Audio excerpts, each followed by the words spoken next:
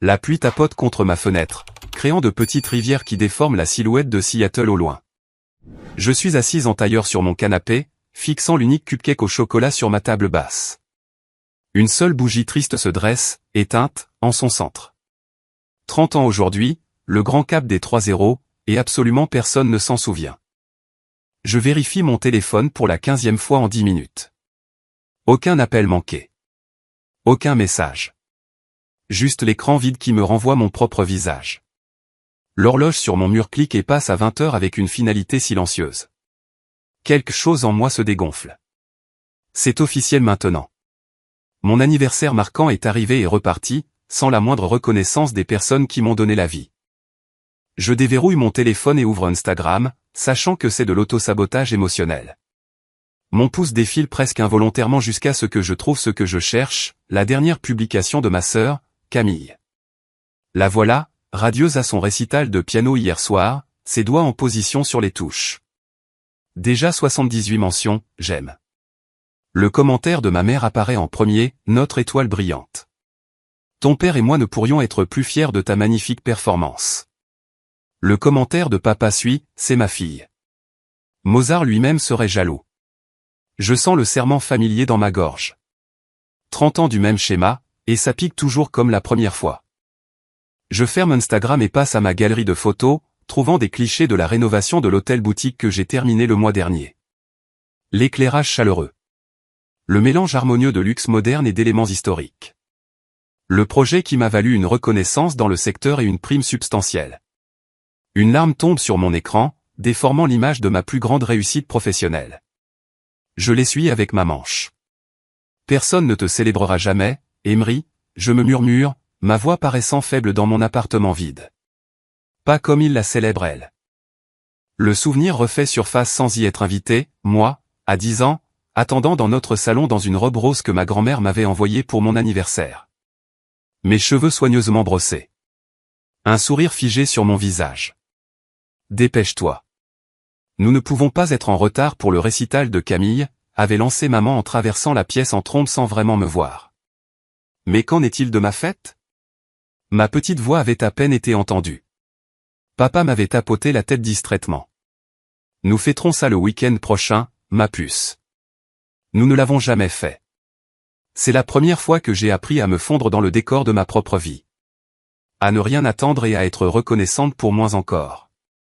À regarder Camille briller pendant que je restais dans l'ombre, applaudissant plus fort que quiconque. J'essuie une autre larme, agacé par moi-même pour cette démonstration. J'ai 30 ans, pas 10. Je devrais avoir dépassé ça maintenant. Le cupcake reste intact, son glaçage au chocolat légèrement durci pour avoir attendu trop longtemps. Je tends la main pour le prendre, puis m'arrête. Qu'est-ce que je célèbre exactement? Une autre année d'invisibilité? Un autre cap passé seul pendant que ma famille oublie que j'existe? Non, pas cette fois. Je redresse les épaules et ouvre mon ordinateur portable. Le solde de mon compte bancaire apparaît à l'écran, 97 342,16 $, le résultat d'années d'épargne minutieuse et de la récente prime de 68 000 $ du projet hôtelier. De l'argent dont personne ne connaît l'existence parce que personne ne m'a jamais posé la question. Je fixe les chiffres, mon doigt planant au-dessus de mon téléphone. La pensée qui se forme semble dangereuse, voire imprudente. Et pourtant, pour la première fois depuis des heures, mon cœur bat pour autre chose que de la déception. J'appuie sur le bouton d'appel. Seattle Audi, Trevor à l'appareil. Comment puis-je vous aider? Répond une voix joyeuse. Bonjour, dis-je, ma voix plus stable que je ne l'aurais cru. Je me demandais si vous aviez des Q5 de disponibles? Absolument. Plusieurs modèles, en fait. Pensiez-vous venir pour un essai routier?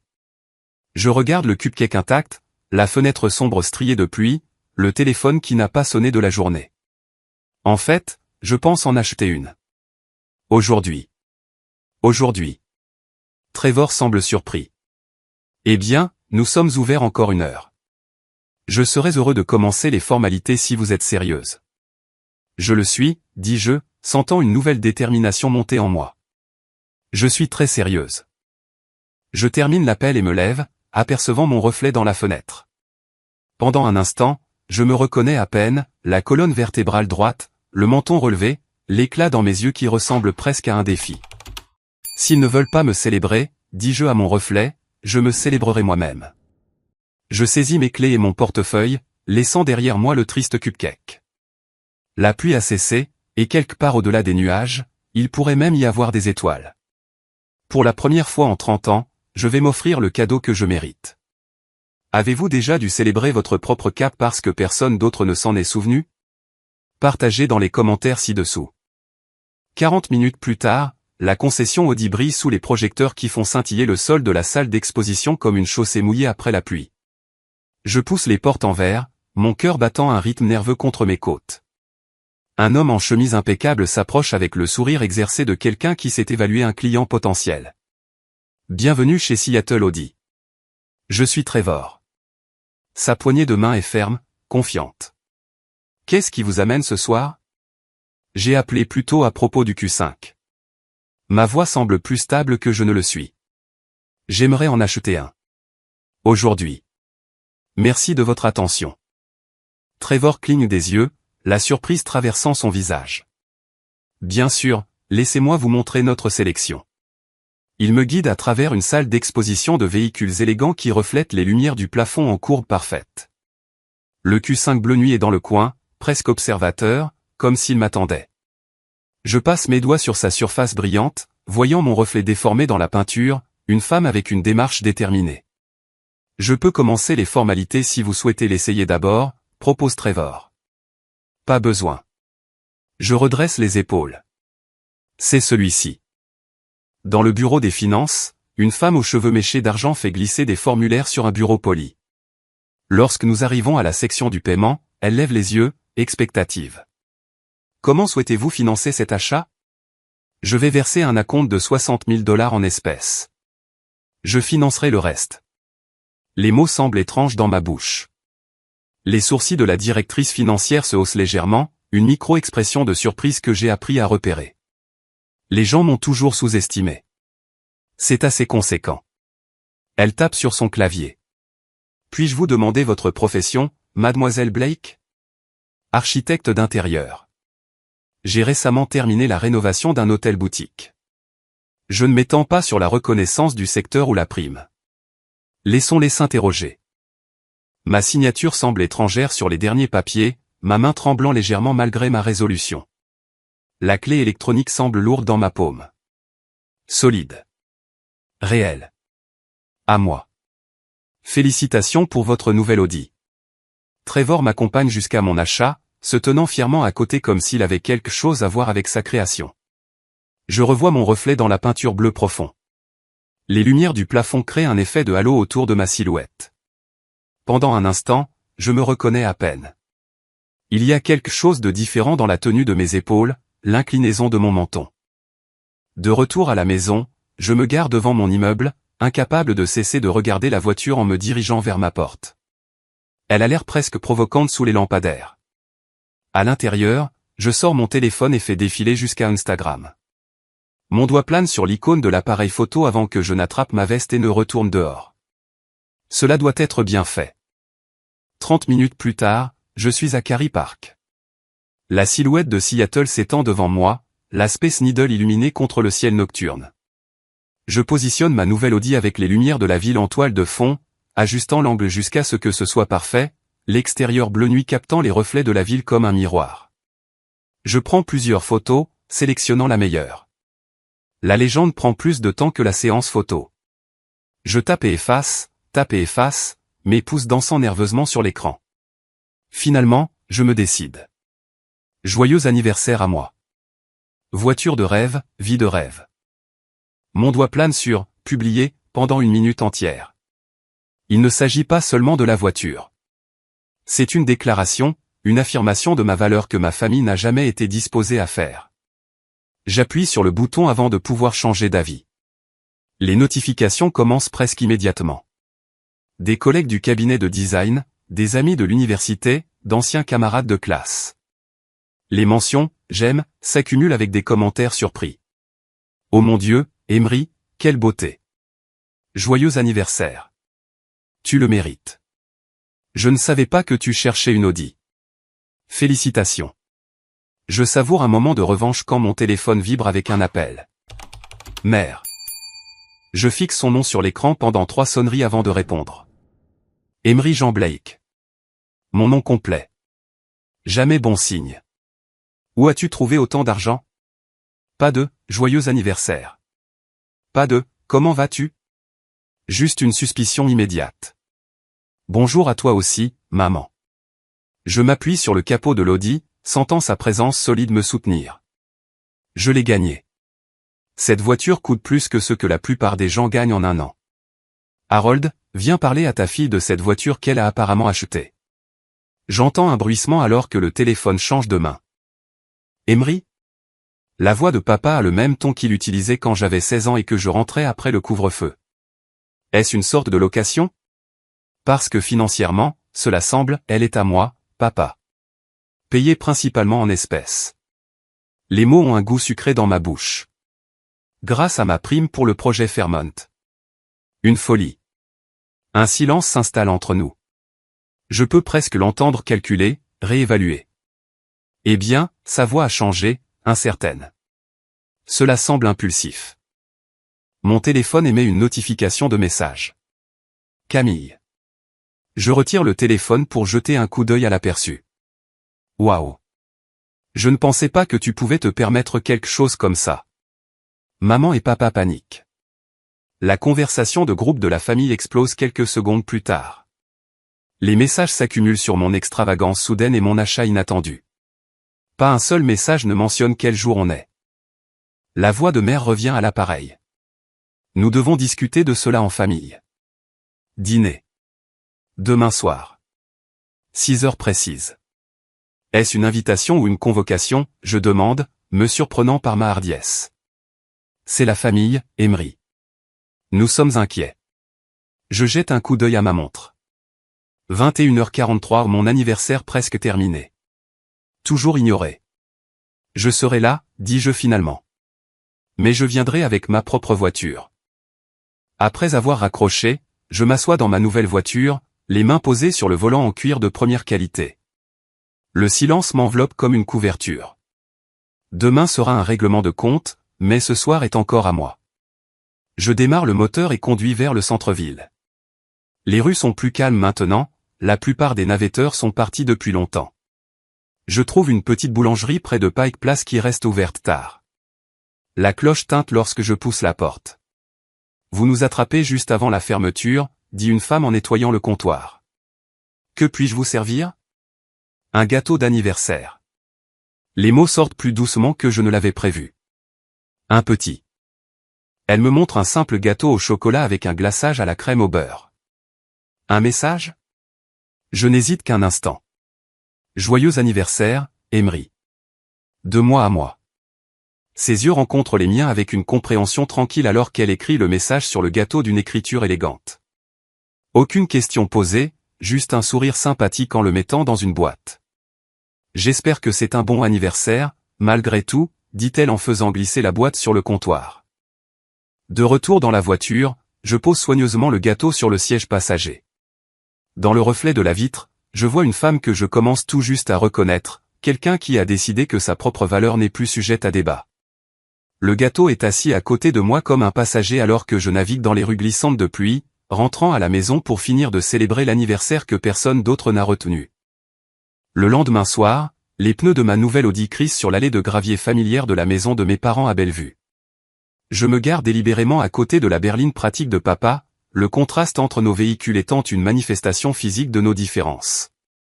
À travers la grande baille vitrée, j'aperçois leurs silhouettes, maman, papa et Camille, observant mon arrivée. Leurs expressions passent du jugement à la surprise en remarquant le véhicule étincelant. Je reste assise un instant, les mains toujours crispées sur le volant. La boîte à gâteau attend patiemment sur le siège passager, son message caché à l'intérieur comme une bombe à retardement. Une profonde inspiration emplit mes poumons. 30 ans de mots ravalés me serrent la gorge. Aujourd'hui est différent, je murmure à mon reflet dans le rétroviseur. Je prends la boîte à gâteau et sors dans l'air frais du soir. Maman ouvre la porte d'entrée avant que je ne l'atteigne. Emery. Quelle surprise. Ses yeux passent de moi à l'Audi, puis reviennent sur mon visage. Entre, le dîner est presque prêt. Papa se tient dans l'entrée, les bras croisés. C'est un sacré véhicule que tu as là. Oui, c'est vrai. Je n'en dis pas plus en entrant, le dépassant avec la boîte à gâteaux tenue soigneusement devant moi. Camille rôde à proximité, la curiosité luttant avec le malaise sur son visage. Salut, et M. Belle voiture. La salle à manger est la même que toujours, la table en érable poli où nous avons célébré d'innombrables jalons, la plupart étant ceux de Camille. Des verres en cristal captent la lumière du lustre prisé de maman.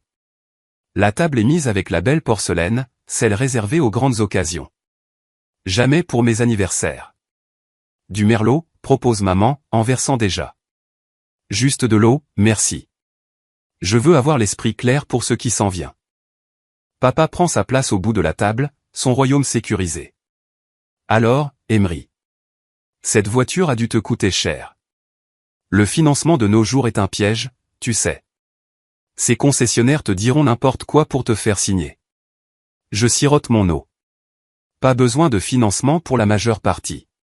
Le silence qui suit semble physique, comme un poids qui pèse sur la pièce. Maman s'affaire à servir le rôti de bœuf, sa spécialité, pendant que papa se racle la gorge à plusieurs reprises. Camille jette des regards entre nous, sentant les courants sous-jacents.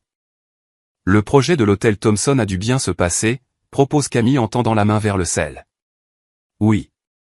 Je coupe un petit morceau de viande. Le client était très satisfait. Les hôtels sont des investissements risqués de nos jours, dit papa, sa fourchette piquant une carotte. Le tourisme fluctue. Tu devrais mettre de l'argent dans ta retraite, pas dans des actifs qui se déprécient. Harold, prévient doucement maman. Quoi? Je dis juste ce que tout parent responsable dirait. Ces gros achats à son âge. Je continue de manger méthodiquement, laissant ces mots glisser sur moi. Le même dédain, un autre jour. J'ai entendu des variantes de cette leçon toute ma vie. Mon choix d'université, trop cher. Mon appartement, dans le mauvais quartier. Ma carrière, instable. Le dîner se poursuit avec des conversations de circonstances soigneusement menées. Le temps. Le prochain récital de Camille. Les rénovations du voisin. Personne ne mentionne une seule fois mon anniversaire. Quand nous finissons de manger, je me lève et récupère la boîte à gâteaux sur le buffet où je l'avais posée. La table se tait alors que je la place au centre, directement sous le lustre. Avec des mouvements délibérés, j'ouvre le couvercle. Joyeux anniversaire, Emery, de moi à moi, les fixes d'une écriture élégante sur un glaçage blanc. La main de maman vole à sa bouche. Oh, Emery, nous n'avions pas, ma voix sort plus stable que je ne l'aurais cru. Pendant 30 ans, mes anniversaires ont été oubliés, tandis que les moments de Camille étaient célébrés comme ceux d'une reine. Papa s'agite sur sa chaise. Allons, ce n'est pas juste. Ne laisse pas. Je croise son regard directement. Mon 16e anniversaire. Vous m'avez donné un gâteau de supermarché pendant que Camille avait une fête avec traiteur et 50 invités pour le sien. Les yeux de maman se remplissent de larmes. Nous n'avons jamais voulu, mon 20e anniversaire coïncidait avec la remise des diplômes de Camille. Non seulement tout le monde a oublié, mais vous avez programmé des vacances en famille pour la célébrer et ne m'avez pas incluse parce que quelqu'un devait garder la maison. Personne ne le sait. Les yeux de Camille s'écarquillent. Je n'ai jamais su ça. Et cette année, je continue, ma voix gagnant en force à chaque mot, un silence complet. Pas même un message. La pièce s'immobilise. Le seul son est le tic-tac de l'horloge grand-père dans le coin, marquant les secondes d'une vérité inconfortable. Je me tiens plus droite, les épaules en arrière. Je me suis offert le cadeau que je méritais, et je n'ai besoin de l'approbation de personne. Mais 50 000 $ pour une voiture, balbutie papa. C'est irresponsable. Vraiment? Le projet hôtelier que je viens de terminer? Celui sur lequel aucun de vous ne m'a posé de questions? J'ai transformé une propriété en difficulté en une destination prisée. Augmenter leurs revenus de 35%. Gagner un prix de l'industrie. Je fais une pause, laissant le poids de mes réalisations s'installer. Et une prime de 68 000 $. Maman allait doucement. C'est mon argent, gagné grâce à mon talent et mon travail acharné. Après des décennies à être invisible dans cette famille, j'ai décidé de reconnaître enfin ma propre valeur. Maman tamponne ses yeux avec une serviette. Nous n'avons jamais voulu te faire sentir comme ça. Il ne s'agit pas d'intention.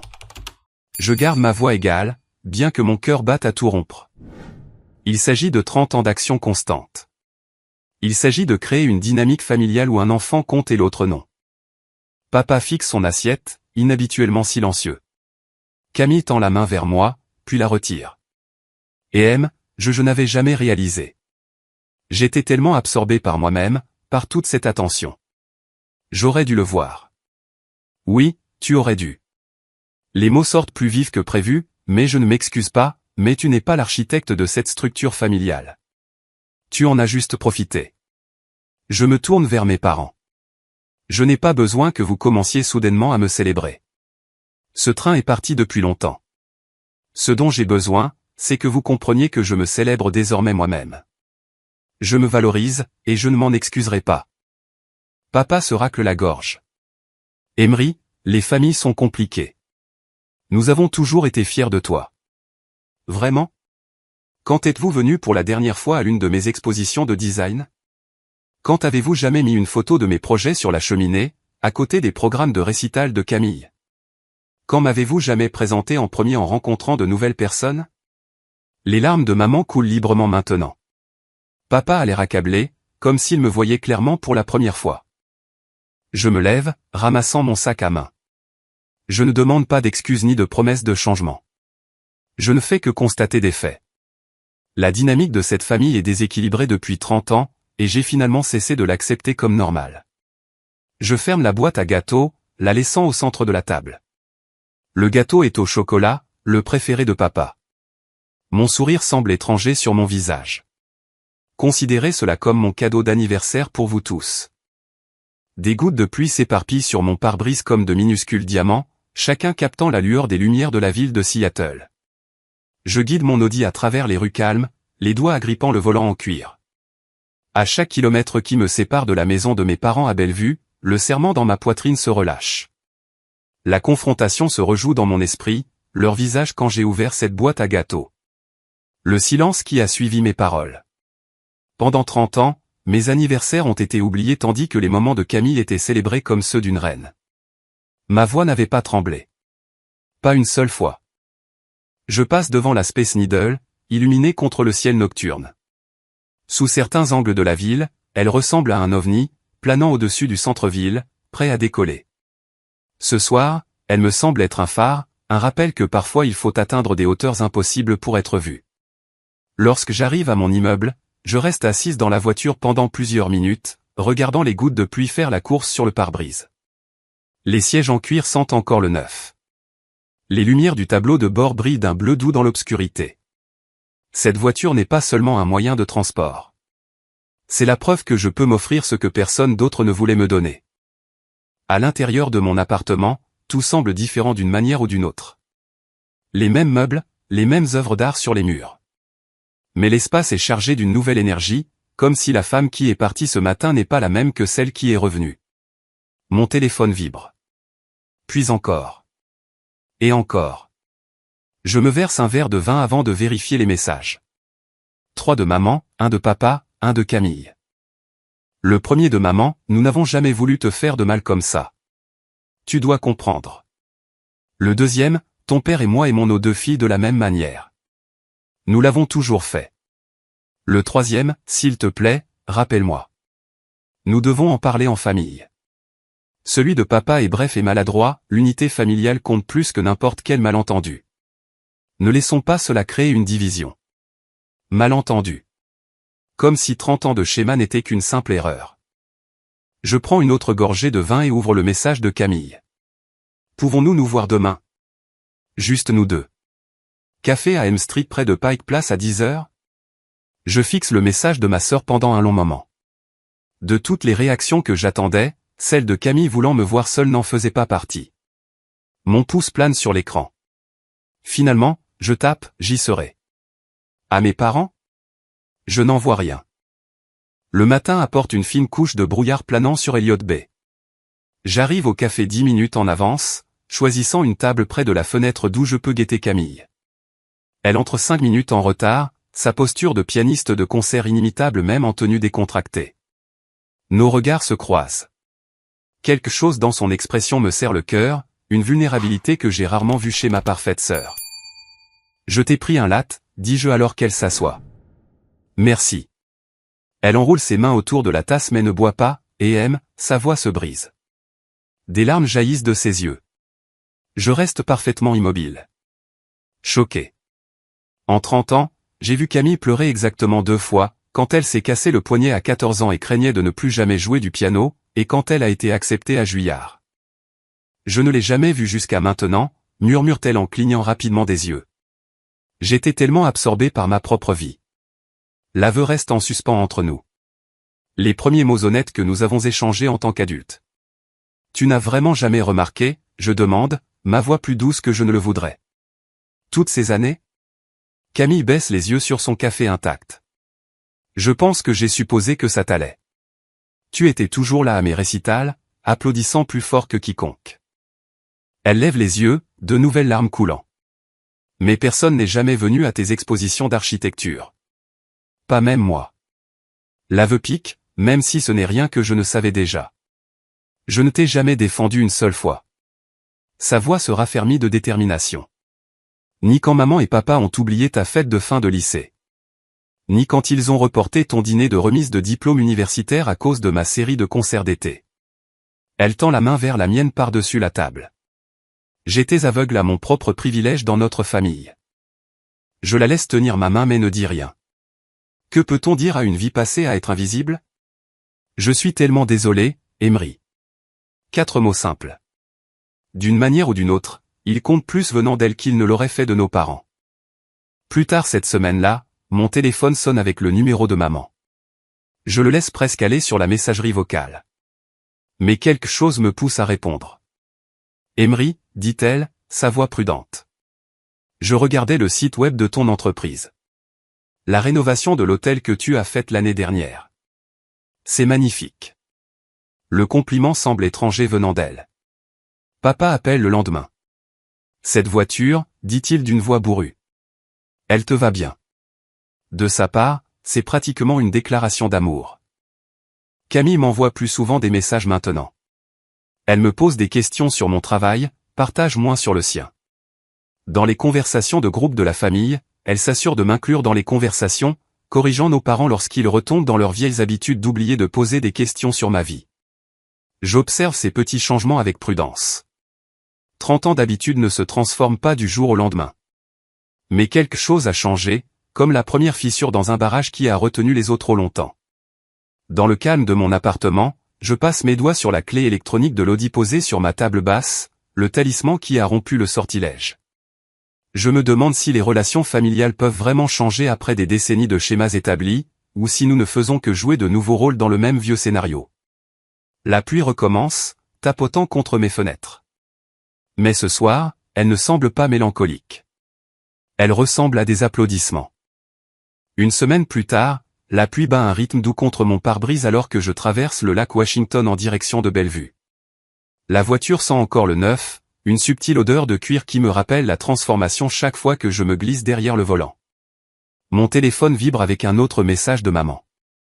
Le 3e aujourd'hui. Nous avons tellement hâte de te voir, ma chérie. Conduis prudemment. Je tapote mes doigts contre le volant, m'habituant encore à cette nouvelle version de Margot Blake, celle qui se souvient d'envoyer des messages, qui pose des questions sur mon travail, qui semble véritablement intéressée par mon existence. L'invitation était arrivée il y a 3 jours. Dîner de famille spécial vendredi, avait dit maman, sa voix portant une note inhabituelle d'hésitation. Rien d'extraordinaire, juste nous 4. J'avais failli refuser. Après 30 ans de schéma, 6 mois semblent un clin d'œil, à peine assez de temps pour croire que quelque chose a vraiment changé. Mais quelque chose dans sa voix avait semblé différent. Sincère. Presque nerveux. Alors me voilà, traversant le pont qui relie ma nouvelle vie à l'ancienne. Mon appartement redécoré avec ses couleurs vives et ses meubles affirmés rapetissent dans le rétroviseur.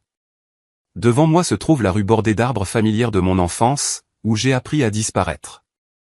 Je tourne dans la rue de mes parents et aperçois quelque chose d'inattendu, des ballons attachés à la boîte aux lettres. Des ballons bleus et argentés dansant dans la brise. Un nœud se forme dans ma gorge. Je me gare derrière le camion de papa et reste assise un instant, me ressaisissant. À travers le pare-brise, je vois maman jeter un coup d'œil par les rideaux du salon. Elle me fait un signe de la main, un sourire timide sur le visage. La porte d'entrée s'ouvre avant que je ne l'atteigne. « Emory », dit maman, s'avançant pour m'embrasser. Son étreinte dure plus longtemps que d'habitude, son parfum familier mais d'une manière ou d'une autre différent dans cette nouvelle dynamique entre nous. « Tu es magnifique. » « Merci », dis-je en la suivant à l'intérieur. La maison sent le poulet rôti et quelque chose de sucré, de la cannelle peut-être. Quelle est l'occasion? Les yeux de maman se tournent vers la salle à manger. Pourquoi n'irais-tu pas voir par toi-même? Je contourne le coin et m'arrête net. La table de la salle à manger, normalement dressée avec de simples assiettes blanches pour les dîners de famille, brille de la belle porcelaine et des verres en cristal. Un vase de fleurs fraîches trône au centre, à côté d'une grande boîte blanche de la boulangerie Macrina. Des serpentins bleus et argentés pendent du lustre. Surprise, dit papa, se levant maladroitement de sa chaise. Mieux vaut tard que jamais, je suppose. Camille s'avance de derrière lui, ses mains serrant un paquet emballé. Joyeux anniversaire en retard, et M.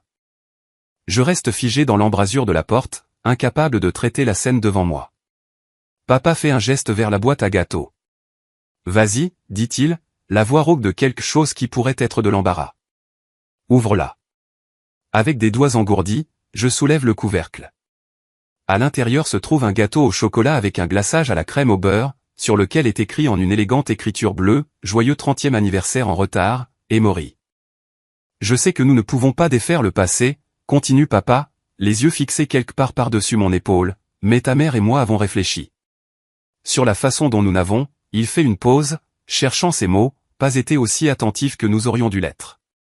L'euphémisme flotte dans l'air entre nous.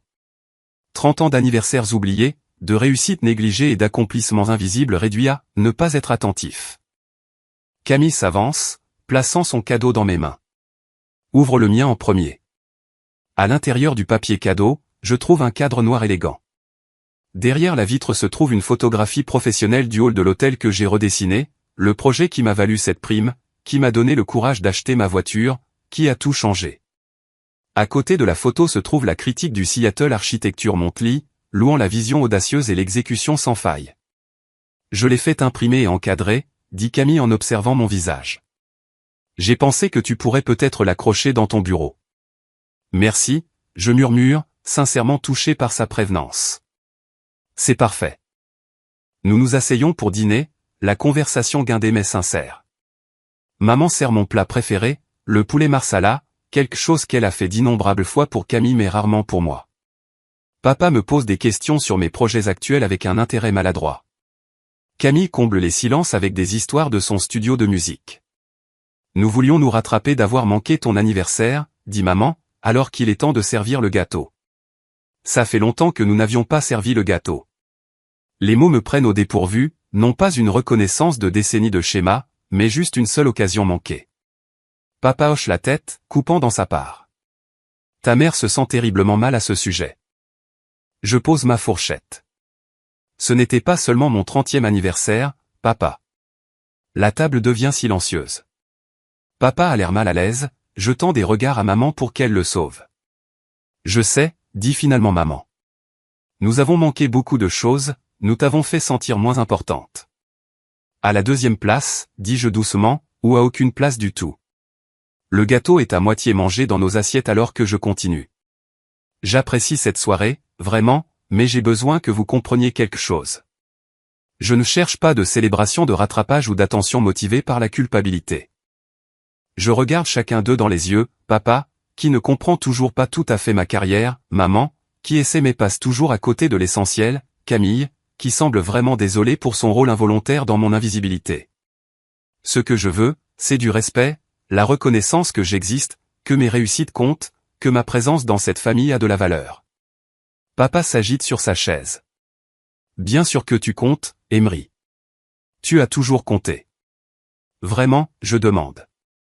Quand êtes-vous venu pour la dernière fois à une de mes expositions de design, ou avez-vous demandé des nouvelles de ma carrière sans que j'en parle en premier? Quand avez-vous jamais fait passer un de mes événements avant ceux de Camille? Le silence retombe, plus lourd cette fois. Les choses seront différentes maintenant, promet maman en tendant la main vers la mienne. Je la laisse la prendre, mais ma voix reste stable. Elles sont déjà différentes, parce que je suis différente. Je décide de ma valeur maintenant, pas quelqu'un d'autre. Les mots flottent dans l'air, non pas de colère, mais simplement factuels. Pour la première fois de ma vie, je sens le pouvoir basculer dans cette pièce. Non plus la fille oubliée cherchant des miettes d'attention, mais une femme énonçant ses conditions. C'est juste, dit finalement papa en hochant lentement la tête. Nous avons du rattrapage à faire. Camille lève son verre d'eau. À de nouveaux commencements? Et à de meilleurs anniversaires? Je lève mon verre pour rencontrer le sien, étudiant les visages autour de la table, ma famille imparfaite, faisant de son mieux de manière imparfaite pour réparer ce qu'elle a brisé. Non pas parce que je les ai forcés avec l'achat de ma voiture, mais parce que mon acte d'amour-propre leur a montré qui j'étais vraiment. Le gâteau a un goût sucré sur ma langue, pas parfait, mais assez bon. Comme ce moment, pas tout ce dont j'avais rêvé, mais peut-être tout ce dont j'ai besoin. À de nouvelles limites, j'ajoute, ma voix forte, et à nous célébrer nous-mêmes quand personne d'autre ne se souvient de le faire. 1 an plus tard, le doux tintement de mon téléphone me réveille en sursaut. Je plisse les yeux vers l'écran, surprise de trouver un message de papa.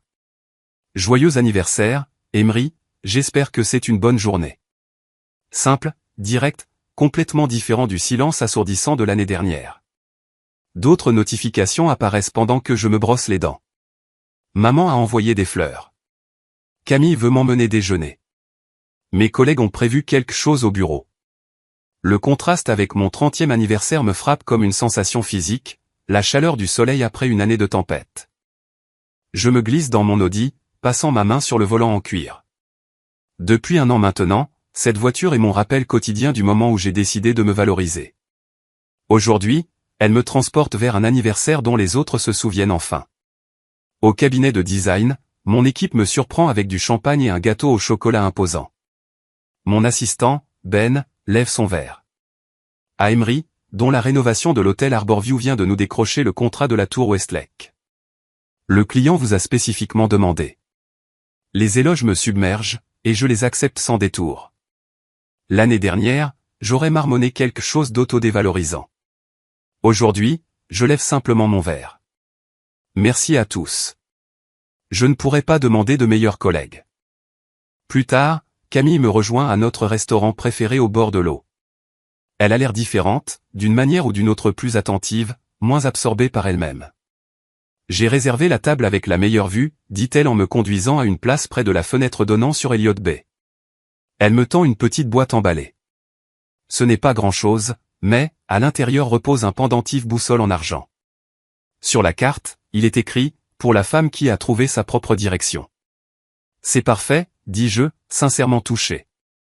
Camille tend la main par-dessus la table. J'ai réfléchi à ce que tu as dit l'année dernière, sur le fait d'être toujours invisible. Elle fait une pause. Je n'avais jamais réalisé ce que ça t'a coûté de m'encourager toutes ces années. Je ferme le pendentif autour de mon cou. On ne peut pas changer le passé. Non, convient-elle, mais je peux faire mieux maintenant. Après le déjeuner, je conduis jusqu'au point de vue de Quarry Park. La silhouette de Seattle s'étend devant moi, l'aspect Needle perçant un ciel inhabituellement clair pour septembre. Mon téléphone sonne, maman. Joyeux anniversaire, ma chérie, dit-elle, sa voix chaleureuse mais prudente. As-tu reçu les fleurs? Elles sont magnifiques, maman. Merci. Une pause. Ton père et moi nous demandions si tu voudrais te joindre à nous pour dîner ce week-end? Rien d'extraordinaire, juste la famille. Famille. Le mot résonne différemment maintenant, n'étant plus chargé d'attente et de déception. J'aimerais beaucoup, dis-je. Samedi me conviendrait. L'invitation reste en suspens entre nous. Pas une exigence déguisée en question, mais une véritable demande. Ce changement subtil semble monumental. De retour à la maison, un paquet attend devant la porte de mon appartement. L'écriture de Camille. Je le porte à l'intérieur, retirant le papier brun pour révéler un album de souvenirs fait à la main. Page après page, il documente des moments que je pensais que personne n'avait remarqués, ma remise de diplôme universitaire, mon premier prix de design, des coupures de journaux sur le projet Arborview. Une note tombe d'entre les pages. Je te vois maintenant. Je suis désolé que ça ait pris si longtemps. Je passe mes doigts sur une photo de moi debout à côté de mon Audi, prise le jour où je l'ai acheté. Le moment où j'ai cessé d'attendre la validation et les revendiquer pour moi-même.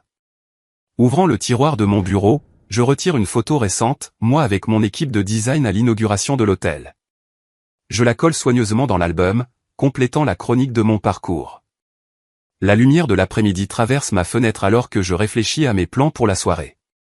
L'invitation à dîner de maman et papa. Une fête d'anniversaire que des amis ont organisée chez Elliot's Oyster House. Les deux options restent ouvertes, aucune ne portant le poids de l'obligation. Pour la première fois, le choix est vraiment le mien. Quoi que je décide, je célébrerai selon mes propres termes. Je me tiens devant mon miroir, attachant la boussole de Camille autour de mon cou. Mon reflet montre une femme qui comprend enfin que sa valeur n'a jamais dépendu de la reconnaissance familiale. Elle était toujours là, attendant d'être revendiquée. Mes clés de voiture brillent sur le comptoir, captant la lumière. L'Audi n'était pas juste un achat. C'était une déclaration. Une promesse à moi-même que je n'attendrai plus jamais que les autres reconnaissent mes jalons. Certains cadeaux changent plus que vos possessions. Ils changent qui vous êtes.